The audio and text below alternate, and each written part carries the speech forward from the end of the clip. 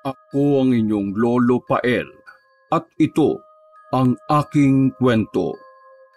Ang mayabang na bakasyonista.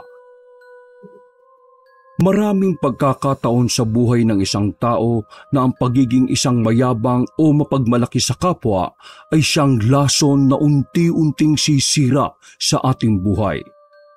Kaya naman sinasabi sa isang kawikaan na ang kayabangan ay humahantong sa kapahamakan at ang nagmamataas ay ibabagsak. Bata pa lamang si Tommy ay sunod na ang lahat ng kanyang layaw, kaya naman lumaki siyang punong-puno ng kayabangan sa balat at sa kaibuturan ng kanyang pagkatao. Sapagkat may kaya sa buhay ang kanyang pamilya, kaya naman ubod sa kayabangan ng binata. Dahil din sa kagwapuhan, kakisigan, pagiging matalino, pagkakaroon ng makinis at maputing balat, kaya naman kung minsan ay sumasagad ang kagaspangan ng kanyang pag-uugali, na sa puntong hindi na rin niya namamalayan na marami nang naiinis sa kanya. Magkagayunman ay malayong malayo ang pag-uugali ni Tommy sa kanyang mga magulang, dahil ang mga ito, sina Mang Pilo at Aling Hertud, ay punong-puno naman ng pagpapakumbaba. Nang araw na yon, habang abala ang mag-asawang Pilo at Hertud sa pamamalakad ng bagong tayo nilang negosyong bigasan, ay dumating doon ang matandang si Aling Miyang, ang kanilang kasambahay. Nang makita ng matandang babae ang mag-asawa, ay kaagad niyang ipinaalam dito ang isa na namang pangyayari na mayroong kinalaman sa kaisa-isa nilang anak. Nareklamo na naman daw kasi ito sa paaralan ayon kay Aling Miyang. Matapos matanggap ang balita ay napailing na lang si Mang Pilo. Eto na naman si Tommy. Bakit ba ganyan ang ugali ng anak mo? Hindi naman natin siya pinalaking ganyan.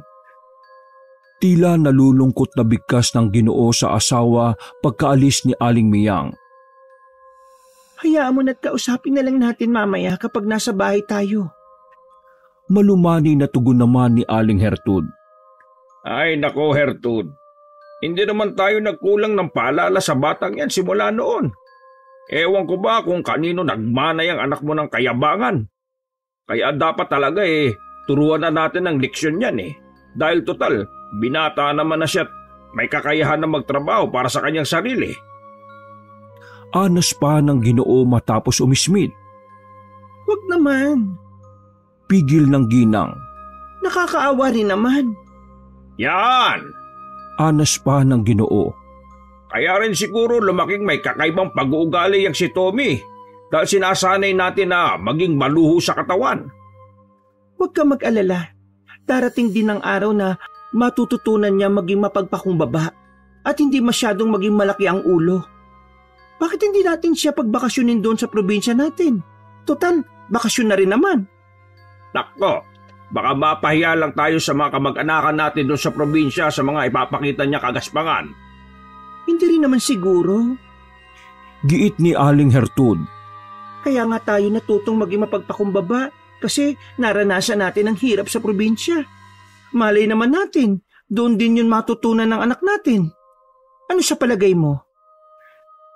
Dahil sa mga napag-usapan nilang yon, ay nagkasundo nga ang mag-asawa na magbakasyon sa kanilang probinsya para kahit papaano ay matutunan ng kanilang anak ang simpleng pamumuhay at ang isa sa pinakamahalagang asal, ang pagpapakumbaba. Nang gabing makauwi na ang mag-asawa sa kanilang bahay, ay kaagad silang dumiretso sa silid kainan para maghapunan. Naabutan nila si Tommy na nasa tapat na ng hapagkainan at nagsisimula na rin kumain. Nang makita ng binata ang mga magulang, ay saglit siyang tumigil sa pagkain at tumayo. Good evening, Ma'am, Dad. Anas niya bago magmano sa dalawang tila nagulat pa dahil sa sinabi niya. May pamamdad ka na ngayong nalalaman na ka. Napapailing na bigkas ni Mang Pilo pagkaupo, samantalang napatingin lang si Aling Hertud pagkaupo nito. Siyempre, ganun naman talaga dapat, di ba, Dad? Sagot ni Tommy bago sumubo ng makakain. Hindi naman kami sanay sa ganyang tawag, Tommy, anak. Mas komportable kami ng nanay mo kung nay o tay lang ang itatawag mo sa amin. Ano ba yan? Napasimangot ang binata. Ang killjoy naman. Pagkuwan ay mahina niyang bulong sa sarili. Hayaan mo na ang anak mo sa gusto niya, Pilo. Singit naman ni Aling Hertud matapos magsandok ng makakain nito. Nang marinig yun ni Tommy ay napangiti siya at napabaling sa ina. Thank you, ma'am. The best ka talaga. Pagkatapos noon ay napalingon ng binata sa kanyang ama sabay pasimpleng ngisi rito ng sarkastiko. Napailing naman si Mang Pilo habang nakatingin sa asawa. Kaya nasasanay ang anak mo eh. Pinagbibigyan mo rin ng pinagbibigyan yan. Deserve yun naman kasi matawag ng mami at daddy kasi totoo naman eh. Para na rin malaman ng mga tao na mayaman tayo, di ba? At saka mas respetuhin ang pamilya natin. Malaman nila na hindi tayo basta-basta. Natatawa pang pangangatwiran ni Tommy sa ama, dahilan para mapailing-iling na naman ang Ginoo bago sumubo ng makakain. Ay nako, Tommy, anak. Huwag mong ipangalandakan sa mga tao kung anong meron ka. Kasi ang iba, ibabase lang ang respeto nila sa'yo kung anong kaya mong ipangalandakan. Tapos kapag wala ka na hindi ka na ire-respeto. Gusto mo ba yon? Seryosong bigkas ni Mang Pilo dahilan ng biglang pananahimik ng binata. Sumubo lang ang binata at pagkuwan ay muli itong humarap sa ama dahil muling nagsalita si Mang Pilo. Mas magandang irespeto o maalala o makilala ka ng tao sa pagiging mabuti at mapagkumbaba kaysa sa ibang negatibong bagay. Pagpapatuloy ng Ginoo dahilan para mapaismid ang binata. Kaya ikaw anak, ilang beses na naming ipinapaalala sa iyo na matuto ka rin minsan na maging mapagkumbaba. May nabalitaan na naman kami na ginawa mong panghahamak doon sa paaralan nyo. Ay nako. Dahil doon ay muling napaismid ang binata habang nakikinig sa ama. Hindi ka dapat basta-basta nagsasalita o nagmamalaki sa iba, lalo na kung wala naman silang kakayahan laban sa iyo. Hindi ko naman kasalanan kung ang tanga-tanga ng kaklase ko eh. Ewan ko ba? Pangit na nga ang itsura tapos hindi pa makaintindi. Napakasimple lang naman ang gagawin eh. Kita sa mukha ni Mang Pilo ang panlulumo matapos marinig mismo sa anak ang ganoong klase ng mga pananalita. Pakiramdam ng Ginoo ng mga oras na iyon ay hindi niya napalaki na maayos ang anak at nagkulang siya sa paggabay dito.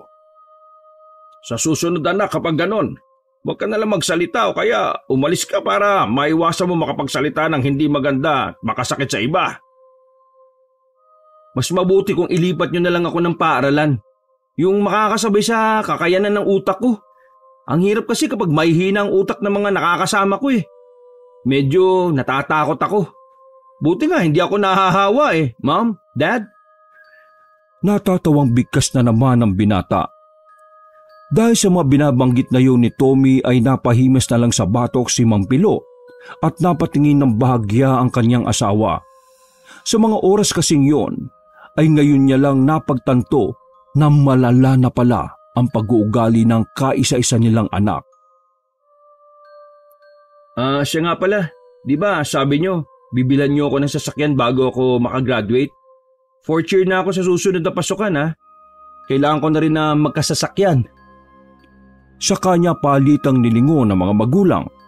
Mom, Dad, di ba nag-promise kayo? Kapag tinigilan mo ang pagtawag ng mami at daddy, baka sakaling magbago ang isip ko, namin ang nanay mo. Tila nagulat si Tommy sa winikang yun ng kanyang ama at dahil doon ay napalingon siya sa ina na parang nanghihingi ng saklolo. Ano ba naman yan? Reklamo niya pagkadaka. Nag-promise kayo eh. Sinabi ko pa naman yun sa mga kaibigan ko na magkakasasakyan na ako ngayong taon. Mapapaya ako pag nagkataon. Napatapik na lang sa noo si Mang Pilo dahil sa mga pinagsasasabi ng anak. Samantalang si Aling Hertud ay hinihintay lang ang hudyat ng asawa. Nang magkatinginan ng mag-asawa ay napasenyas na ang Ginoo sa pamamagitan ng pag-angat ng mga kilay nito. Dahil doon ay nagsalita na nga ang ginang. Bibilang ka naman namin ng sasakyan na gusto mo bago ang susunod na pasukan. Malumanay na bigkas ng ginang. Kitang-kita sa mukha ng binata ang saya matapos niya itong marinig mula sa ina. Talaga, ma'am? Nay? Tumango-tango ang ginang habang nakangiti pero napabaling ang atensyon ni Tommy sa ama nang bigla itong sumingit. Sa isang kondisyon na. Anas ni Mang Pilo. Napakamot ulo naman si Tommy dahil doon. Ano ba yan? May kondisyon pa. Pangako nyo naman yun, di ba? Ayaw mo bang magkasasakyan o gusto mo? Seryosong tanong ng Ginoo. Napaismid na naman ang binata. Siyempre gusto ko. Okay, edi makinig ka mabuti. Napag-usapan namin ng nanay mo na ngayong bakasyon pauuwiin ka namin sa probinsya. Diretsyong tugon ni Mang Pilo. Para bantayan mo ang maliit nating farm doon. Sigunda ni Aling Hertud. Para na rin makilala mo ang iba naming mga kamag-anak ng tatay mo. Simula nung magkaisip ka, hindi ka na nakauwi roon eh. Kaya panahon na ngayon anak para makilala mo naman sila. Ano? Buong bakasyon? Seryosong tanong ng binata na tumigil na sa pagkain. Nakangiting tumango ang mag-asawa. Pag-uwi mo rito, katulad ng usapan natin, bibili na namin ng nanay mo yung kung anong gusto mong sasakyan para sa susunod na pasukan.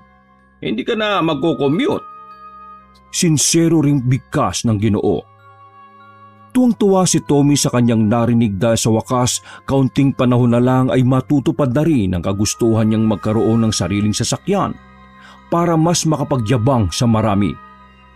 Sa mga oras na yon ay naiisip na ng binata ang mga gagawin niya kapag natanggap na niya ang inaasam-asam niyang sasakyan. Siguradong marami na namang maiinggit sa kanya sa paaralan. Oh, bakit hindi ka na nagsasalita? Tanong ni Mang Pilo nang mapansin ng anak na tila natulala na lang. Sige dad. Tatay. Sige, payag na ako. Pagkatapos kong makuha yung class card, pwede na tayong magbakasyon. Hindi mo kami makakasama. Ihatid ka lang namin, nak. Singit ni Aling Hertud na tila ikinabigla ng binata. Po? Hindi kayo sasama? Bakit? Nagtatakang tanong ni Tommy. Kailangan namin mag-focus sa bago nating bigasan. Kasi nagsisimula pa lang yun. Hindi namin yung pwedeng iwan hanggang hindi pa nakakabawi sa mga nagastos. Paliwanag pa ng ginang. Bakit? Nagbago na ba isip mo? Tanong pa ng Ginoo sa anak na nung mga oras na yon ay napapaisip. Sige. Paayag na ako. Total, magbabantay lang naman ako sa bukid eh. Masaya pang sambit ng binata subalit lingid sa kaalaman niya'y iba ang naghihintay na sitwasyon sa kanya sa probinsya. Inabisuhan na ng mag-asawang Pilo at Hertud ang mga kamag-anakan nila sa probinsya para mabago ang pag-uugali ng kanilang kaisa-isang anak. Nang matapos na ang hapunan ay kaagad nagtungo si Tommy sa kanilang kwarto para mag-shower. Habang ang mga magulang naman niya ay nagtungo na rin sa silid nito para makapagpahinga. Pagkatapos niya makapag-shower ay humiga na rin siya kaagad sa kanyang kama para matulog. Kaya lang ay hindi rin naman madalaw-dalaw ng antok ang binata dahil paulit-ulit na pumapasok sa isipan nito ang pangako ng mga magulang na sasakyan. Kaunting kembot na lang, magkakasasakyan na ako. Natutuwa niyang bigkas sa isip. Magkakaroon na ako ng chance lalo para makapagpa-impress kay Charmaine. Mas lalo yung ma-inlove sa akin. Dugtong pa ng isip niya na tila kinikilig. Si Charmaine kasi ang kaisa-isang babae sa kanilang paaralan na talagang kinagigiliwan niya. Simple lang kasi ang dalaga at kakaiba to sa lahat ng babaeng nakilala ni Tommy sapagkat si Charmaine ay hindi basta-basta nasisilaw sa kahit anong ipinapasikat ng binata. Kaya rin gustong-gusto ng binata na magkaroon na talaga ng sariling sasakyan sapagkat ito lang ang pinaka nakikita niyang paraan para mapansin na talaga siya ng tuluyan ng babaeng kanyang ginugusto. Kapag nakuha ko na yung sasakyan ko, kayayain kagad kita mag-date. Dadaling kita sa magandang lugar at sisiguraduhin kong yung date natin ang pinakamagandang date na pag-uusapan ng lahat. Wika niya pa sa sarili na pagkalaon ay ipinikit na ang mga mata. Nakangiting inimagine ng binata ang mga mangyayari. Ang masayang pagpapantasya na kasama ang ginugustong dalaga ay naglaro sa kanyang utak hanggang sa maisip niyang bigla na sa unang date na mangyayari ay doon niya na rin matatanggap ang unang halik mula sa babaeng kinababaliwan niya. Napadilat bigla si Tommy matapos yung maisip at pagkalaon ay para siyang bata na napangitit biglang napabangon sa kama. Pagkuwan ay lumapit siya sa life-size mirror na ilang hakbang lang mula sa kama at doon ay minasdan niya ang sarili at saka nag-flex ng mga braso at pagkadaka ay hinimas-himas ang baba. Sa pogi mong to, siguradong may inlove lalo sa iyo si Charmaine. Pati yung mga jologs ng mga estudyanteng babae na ang kakapal ng pulbo. Aniya pagkalaon. Pumusing-pusing pa ang binata at binalandra ang maskuladong katawan. Charmaine, pwede mong pisilin ng mga abs ko. Pwede ko ring humiga sa mga muscle ko. Nice one, Tommy! Pagkatapos ng mga pagpapantasyang yon, ay nagbalik na siya sa higaan at masayang natulog habang pinapantasya ang babaeng kanyang nagugustuhan. Isang linggo ang nakalipas nang makumpleto na ng binata ang pagkuha ng kanyang class card. Masaya rin ang mga magulang niya matapos makita na matataas ang grado ng kaisa-isa nilang anak. Hindi kasi maikakailang matalino talaga si Tommy na siya ring dahilan kaya nadagdagan ng kayabangan nito. Nang matapos na ang lahat, ay nagbiyahe na ang mag-anak papunta sa probinsya. Ilang oras din ang kanilang nilakbay para marating yon. At nang nandun na sila, ay malugod silang sinalubong ng kanilang mga kamag-anakan.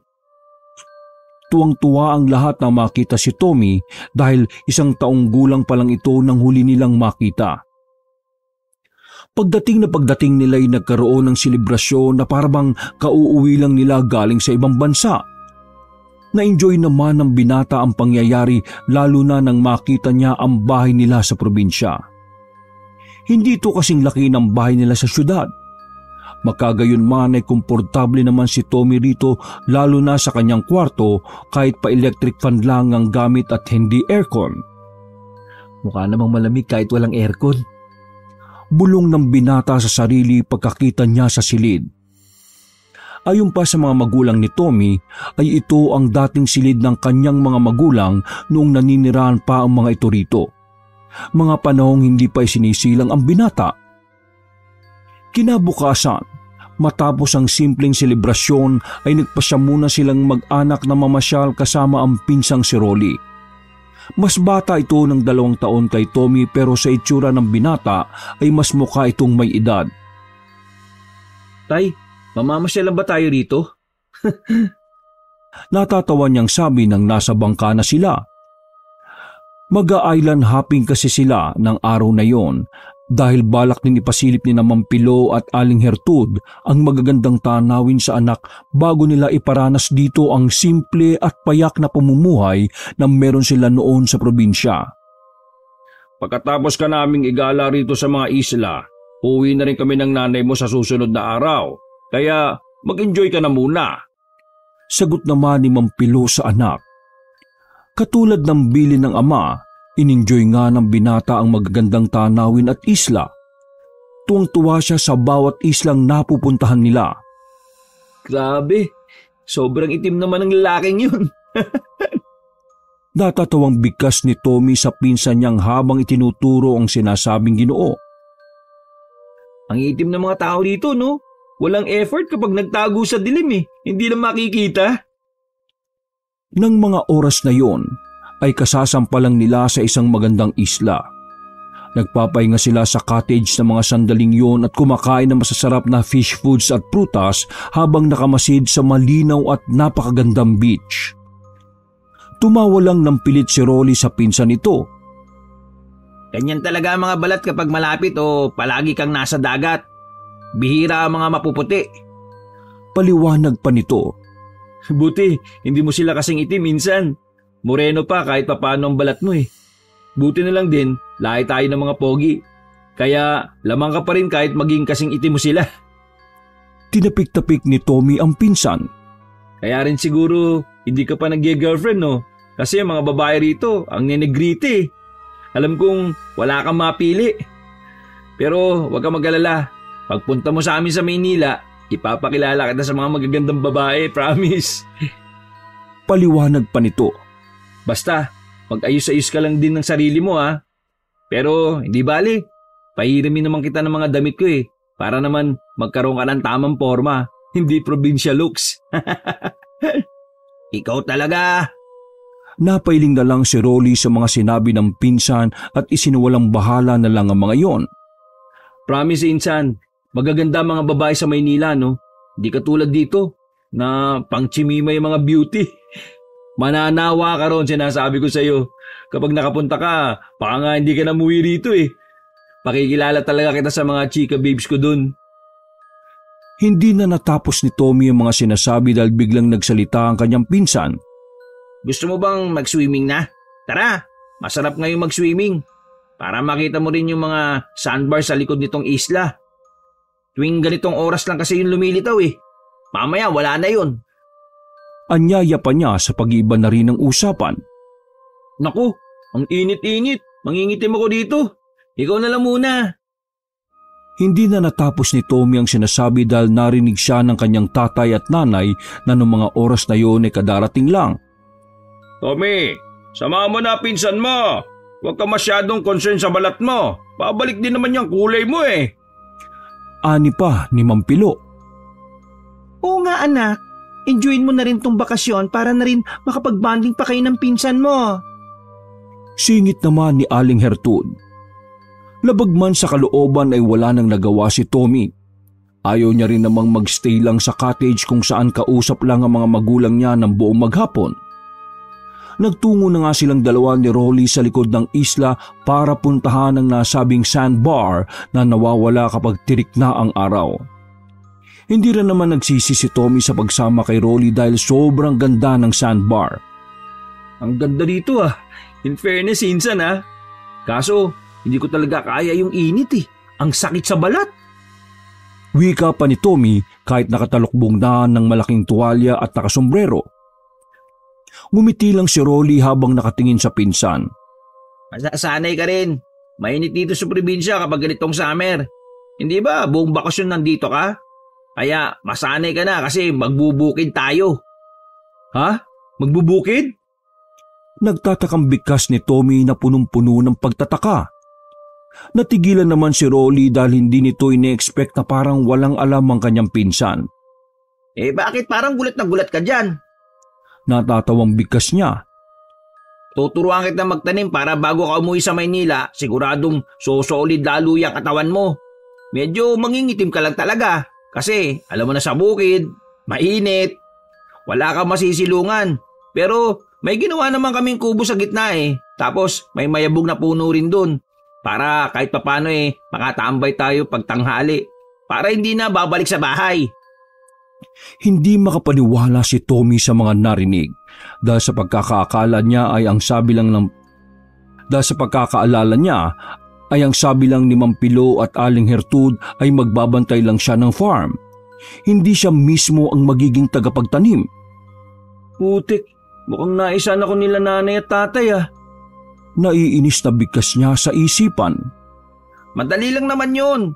Balita ko pa naman na matalino ka kaya sigurado mabilis ka lang matututo niyan. Pagpapatuloy ni Rolly na hindi na halos pinapansin ni Tommy. Tara, maligo na tayo. Natauhan lang si Tommy nang basain siya ng tubig dagat ng kanyang pinsan kaya wala na rin siyang nagawa kundi sumabay rito sa paliligo. Nang mawala na ang sandbar ay bumalik na rin ang magpinsan sa cottage. Tuwang-tuwa naman ang mga magulang ni Tommy nang makita sila habang ang binata ay hindi maipinta ang mukha habang nakatingin sa kanyang ama't ina. Oh, bakit parang nakasimangot ka riyan, anak? Sita ni Aling Hertud matapos mapansin ang pag-ungot ng mukha ni Tommy matapos silang makita. Hindi sumagot si Tommy. Umupo lang ito at saka tahimik na kumain ng mga pagkain nasa mesa. Hindi naman rin kumibo ang ginang. Napatingin lang ito sa asawa at saka sila nagngitian. Nang mapansin ito ni Tommy ay parang mas lalo siyang nainis dahil naisahan nga talaga siya ng mga magulang. Hindi niya inasahan na pagtutulungan siya ng mga ito. Matapos ang ilang oras na pag-i-stay sa isla ay tinawagan na sila ng bangkero at pinuntahan pa ang 3 islang natitira. Ini-enjoy na lang ni Tommy ang mga oras na yon kahit pa masama ang loob niya sa mga magulang. Ako, kung hindi lang talaga para sa kotse, hindi ako magtitiis ng ganito eh. Nakakairita. Nagngangalit na sigaw ng kanyang isipan. Ang huling isla na napuntahan nila ay puno na ng bakawan. Katulad sa mga naunang isla, nag-enjoy na lang din ang binata kahit pa wala siyang makitang mga babae na kagigiliwan niya. Nang nasa bahay probinsya na sila'y bigla na lang sumagi sa isipan niya si Charmaine. Ay, namimiss ko na kaagad si Charmaine. Aniya sa sarili na humarap sa may kalumaang salamin. Doon ay minasdan niya ang sarili at laking lungkot niya nang makita ang sariling balat na tila namumula dahil sa sobrang pagkababad sa tubig dagat. Ito na nga ba sinasabi ko eh. Kaya ayaw na ayaw ko talagang nagsuswimming eh. Tila naiinis niyang bigkas at mas nagpadagdag pa sa pagkairita niya nang biglang maalala na kung paano siya naloko ng mga magulang. Walang ya. Padabog niyang bigkas na nahampas ng bagya ang lumang salamin. Naisampa talaga ako. Tapos magbubukid pa pala ako dito ng buong bakasyon. Aniya sa sarili. Lalo ko mangingitim nito eh. Hinimas-himas niya ang muka habang tinitingnan nito sa harap ng lumang salamin. Naku po, baka pag uwi ko nito sa Maynila hindi na ako makilala ni Charmaine. Imbis na magustuhan ako nun, baka layuan ako kasi naging negrito na ako. Nyaks! Bigla siyang napakamot ulo matapos maisipan ng mga yon. Kaya habang hindi pa umaalis sa mga magulang ay naisip niya na puntahan ng mga ito para kausapin at sabihing wala sa plano na magbubukid at mag-aaral din siyang magtanim. Pero bago pa siya lumabas ng silid ay mayroon na ngang kumatok sa kanyang kwarto. Pagbukas ng binata ay tumambad kaagad sa kanyang paningin ang mga magulang.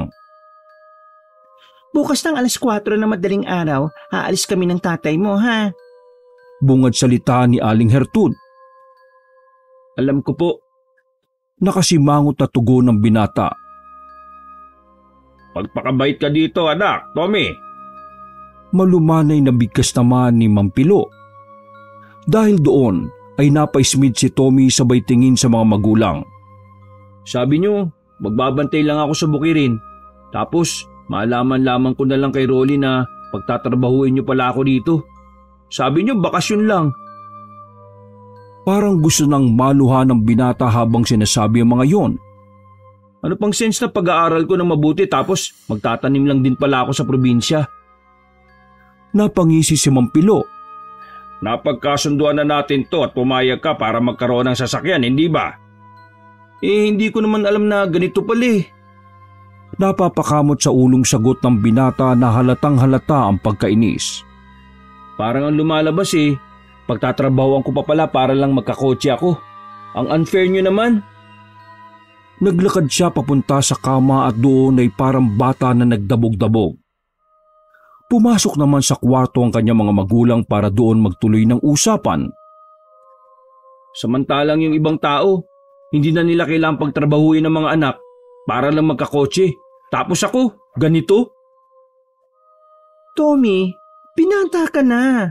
Gagraduate ka na ng kolehiyo. Matalino ka. Dapat matagal mo nang napagtanto na hindi lahat ng bagay madali mo makukuha. Mas okay kapag pinaghirapan mo ang isang bagay. Paliwanag ng ginang. Lahat ng gusto mo, sinunod namin anak. Ito lang ang pagkakataon na kami naman ang sundin mo. Tandaan mo, Tommy, kapag nalaman kong hindi mo ginagawa ang mga dapat gawin dito sa bukid, hindi kita bibilhan ng sasakyan. Pagkasabing yun ng mag-asawa ay naglakad na sila palabas ng kwarto, pero bago isara ang pinto ay sumulyap pa si Aling Hertud sa anak na parang nahahabag dito. Good night, anak. Pagkuwang bigkas ng ginang bago tuluyang isara ang pinto. Halos maiyak naman si Tommy sa sobrang sama ng loob dahil sa sinabi ng kanyang mga magulang. Ito kasi ang unang pagkakataon na marinig niya mga itong magsalita ng ganon. Kung alam ko lang talaga, di na ako sumama rito eh. Nagngangalit niyang bigkas sa sarili. Mangangamoy probinsya na nga ako tapos mangingitim pa. Nak ng teting naman talaga oh. Sa sobrang pag-iisip ng mga bagay-bagay ay halos hindi na rin nakatulog ang binata. Naabutan pa nga niya mga magulang na paalis na bago siya makatulog ng tuluyan. Pagsapit ng eksakto 5:30 ng umaga ay naalimpungatan din kaagad siya matapos makarinig ng 3 magkakasunod na katok sa pinto ng kanyang kwarto. Aandap-andap na tinungo niya ang pinto at nang mabuksan na ito ay tumambad sa kanyang paningin ang pinsang si Rolly. Good morning, Insan! Bangon na! Mag-almusal ka na muna at mag-ayos para pumunta na tayo sa bukid. Masayang sambit ni Rolly. Labag man sa kalooban ay walang nagawa si Tommy kundi sundin ang sinabi ni Rolly. Tiyak kasing kapag hindi siya kumilos at magtungo sa maliit nilang bukirin ay makakarating kagad ang balita sa mga magulang niya. Masama pa rin ang loob ng binata habang nag-aayos ng sarili. Matapos siyang maligo ay dumiretso siya kaagad sa kusina para makapag-almusal. Nang makaupo na siya sa tapat ng hapagkainan, ay tila nawala ang kanyang antok matapos makita ang mga pagkain. Tuyo, dilis, kamatis na pinaghiwa-hiwa at bahaw na kanin ang nakahain. Ito lang ang almusal? Wala sa sariling niyang bigkas na tinunguan lang ng kanyang tiyahin dahil ito daw ang bili ng kanyang mga magulang. Dahil doon ay lalong nanlumo at nainis ang binata dahil pakiramdam niya na mga sandaling yun ay sinadya siyang pahirapan ng kanyang mga magulang. Grabe na talaga to. Ang sasama nila. Hindi ko akalain gagawin to sa akin ng sarili kong mga magulang. Paghimutok ng isipan ni Tommy. Muli lang siyang tila bumalik sa ulirat nang biglang umupo sa bandang kanan niya si Rolly. May dala itong mga tasa at may laman itong mainit na kape. Etong sayo, Insan. Saka nito inabot kay Tommy ang isang tasa. Tila wala naman sa sariling kinuha ni Tommy ang tasang naglalaman ng kape. Hindi ako nagkakape. Halos hindi na naman niya natapos ang sinasabi matapos marinig ang tiyahin niyang nagsabi ng kailangang ubusin ang lahat ng nakahain sa lamesa. Ito raw kasi ang patakaran sa bahay na yon. Dahil doon ay naghimutok na naman si Tommy at lalong nadagdagan ang sama ng loob para sa mga magulang. Kumain ka ng kumain dyan, Insan. Kumain ka ng kanin. Anyaya pa ni Rolly na nagsasandok na ng makakain ito. Masarap tong tuyo oh, lalo na tong dilis kapag sinabayan mo ng kamatis. Tapos, sausaw mo rito sa suka. Nako! Aniya pa nito sa kasumubo habang ipinapakita kay Tommy yun. Nang mga oras naman na yon, parang gustong maduwal ng binata dahil hindi niya talaga gusto ang amoy ng tuyo kahit kailan. Lang yang amoy yan no, ang bantot. Sobrang bantot naman, nakakasuka. Sabad pa ng isipan niya bago tumugon sa pinsan. Magkakape na lang siguro muna ako. Dahilan niya kahit ang totoo'y nagugutom na rin talaga siya. Sigurado ka ba? Baka maggutom ka kapag nasa farm na tayo ha. Mabibigat pa naman yung gagawin natin dun. Promise, kape lang talaga ako kapag umaga. Bago nga ako mag-gym sa umaga kape lang talaga ang ginagawa ko. Dahilan na naman ni Tommy. Oh, akala ko ba hindi ka nagkakape? Tanong ni Rolly matapos ulit sumubo ng makakain. Ha? Sinabi ko ba yun? pakunwaring inosente pang tanong ni Tommy bago ibahin ang usapan. Bilisan mo na kaya dyan. Paubos na tong kape ko oh. Lamunin mo na lahat yan para makapunta na tayo sa bukid. Excited na ako magtanim. Napipilitan niyang sabi pero ang totoo ay suyang-suya siya lalo na sa amoy ng tuyo. Nang matapos na si Rolly sa pag-aalmusal ay nagpaalam na nga siya sa kanyang tiyahin. Gamit ang habal-habal, eksaktong 6:00 ng umaga ay dali-daling tinungo na magpinsan ang maliit nilang bukirin. Medyo may kalayuan kasi ang bukirin nila sa bahay probinsya kaya kailangan talagang gamitan ng habal-habal. Kung minsan talaga ay naglalakad lang si Rolly papuntang bukirin kaya lang dahil kasama niya si Tommy ay naisipan niya ito para na rin hindi kaagad mapagod ang kanyang pinsan. Pagdating nila sa bukid ay sikat na ang araw. Tila naibsan naman ang sama ng loob ni Tommy pagkakita sa maganda nilang bukirin.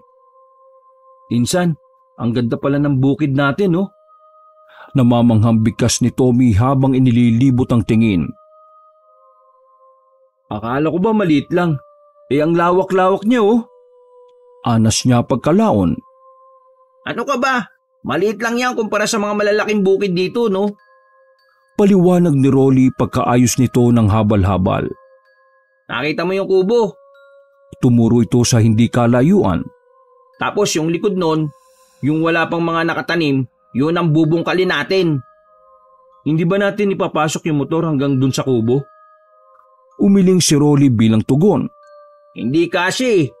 Pang-tao lang yung daan. Baka mahulog lang tayo sa putikan. Okay. Pagkasabing yun ay nag-aya na nga maglakad si Rolly papunta sa kubo. Araw-araw mo tong ginagawa? Tanong niya sa pinsan habang naglalakad sila. Oo, minsan nga mas maaga pa rito eh. Dapat talaga maaga. Kaso naisip kong pagod na pagod ka sa island hopping natin kaya 5:30 na kita kinatok. Hindi na muna umimik si Tommy. Naisip niya kasing malamang na inutos na naman ng mga magulang niya ang tungkol sa bagay na yon. Matapos yung maisip ay napasimangot na naman siya at muling bumalik ang pagdaramdam para sa mga magulang. Ay nako, hindi ko sila magets. Anong point nila, ba't nila ginagawa sa akin to? Tanong niya sa isipan pagkalaon. Hindi pa ba sila proud na maayos ako nag-aaral, hindi bulakbol, matataas ang grado, kilala sa paaralan, plus pogi, tapos hunk. Ano na mangyayari sa akin dito kung puro pagsasaka gagawin ko? Tapos puro tuyo ang kakainin. Napailing siya matapos yung maisip. Baka mas umitim pa ako sa pinsan ko na to kapag nagkataon eh. Siguradong pagtatawanan ako sa school ngayon, Sem, kapag nakita ko. Ay, buhay na to. Naiinis talaga ako sa mga magulang ko. Oh, nandito na tayo sa kubo, insan! Tila nagising sa ulirat si Tommy matapos madinig magsalita ang pinsan. Doon niya lang din nakita ang maliit na kubo kung saan ang loob ay may maliit na papag at sa tabi ng papag naman ay may hindi kalakihang cabinet kung saan doon nakalagay ang mga tools na ginagamit nila at iba pa. Saka lang din niya napansin na may isang Ginoo na pala silang kasama. May dala itong plastic na garapon. Oh, magtaho ka muna. Aya ni Rolly sa kalumapit kay Tommy ang Ginoo at binigyan siya noon gamit ang isang plastic na baso. Nang makita ni Tommy ang itsura ng pagkain ay para siyang maduduwal sapagkat hindi niya kasi gusto ang itsura nito. Kunin mo na! Pagpipilit ni Rolly. Hindi ka nag-almusal kaya kailangan mo yan. Araw-araw magdadala rito si Kuya Imbo para pampalakas, resistensya sa umaga.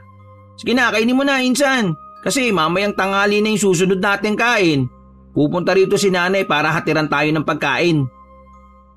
Dahil doon ay wala nang nagawa si Tommy kundi kunin ang baso at kainin ng sapalitan ng taho. Kahit maduwal-duwal ay pinilit niya ang sarili na lunukin ito. Ilang sandali pa ay nagsimula na nga sila magtrabaho at kahit naiilang magtrabaho dahil sa init at sa sobrang putik ay walang nagawa si Tommy kundi gumawa at sumunod para sa inaasam-asam niyang kotse pag uwi sa Maynila. Ay, walang yung bakasyon to. Hindi ko to makakalimutan. Himutok ng isip niya na gusto nang magwala at umiyak.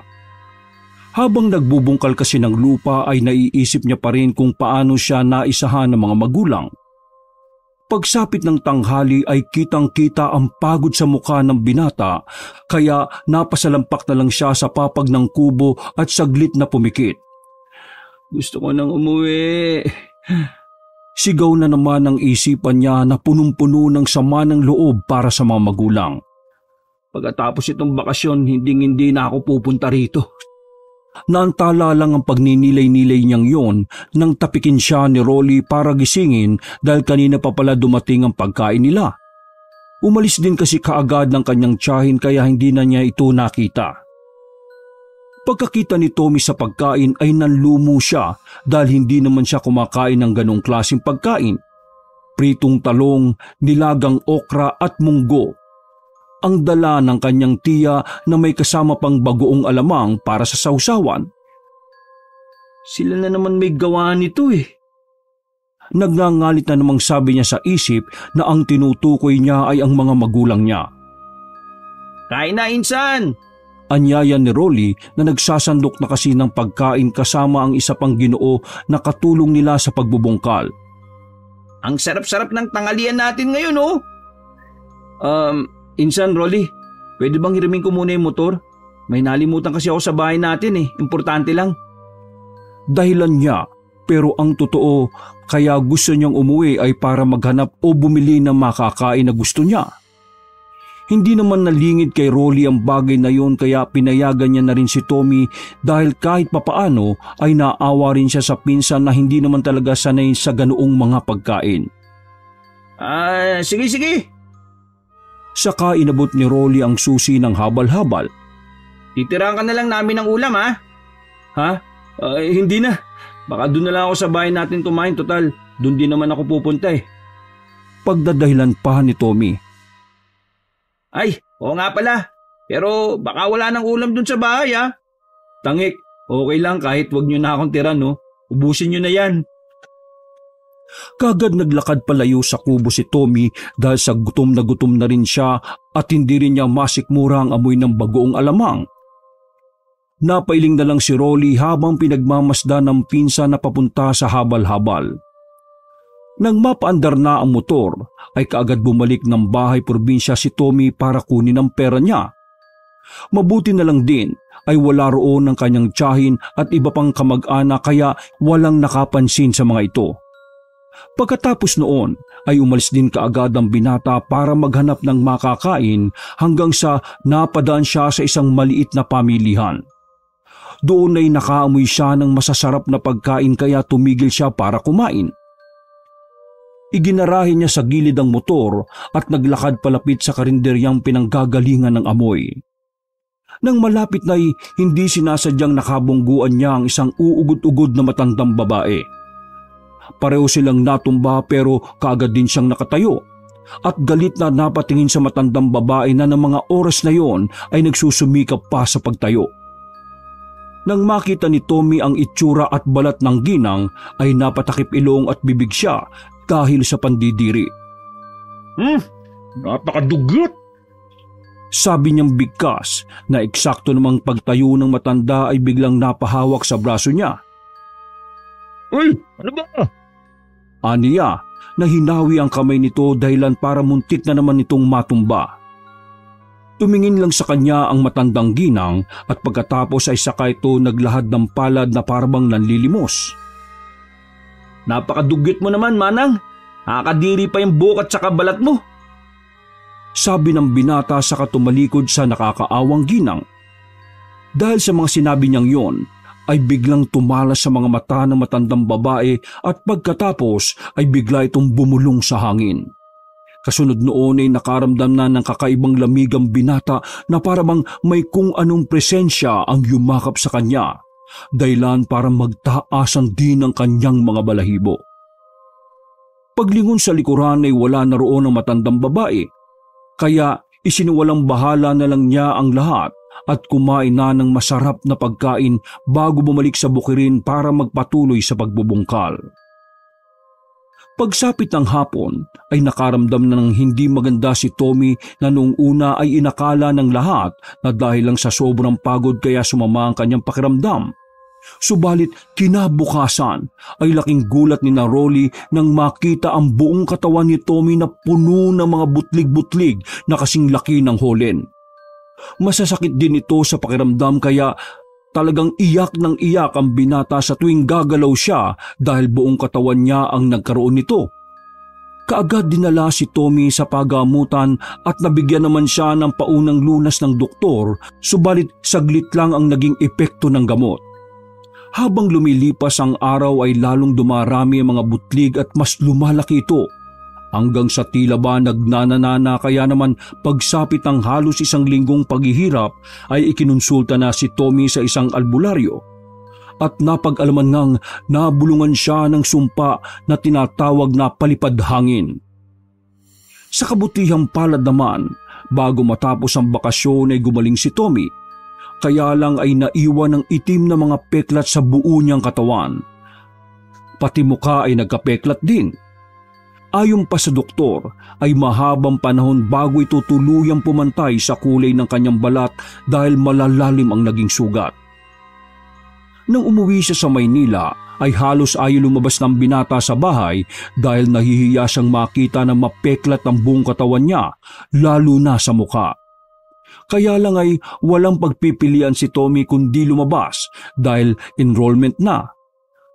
Nang nasa universidad na siya, ay nakita siya ng ilang mga kaklase at doon niya naranasan ang mapagtawanan at malait dahil sa hindi kaaya-ayang itsura.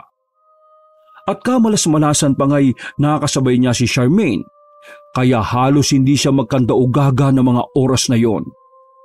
Oh, bakit mo tinatago ang pagmumukha mo? Tanong ng dalaga sa kanya.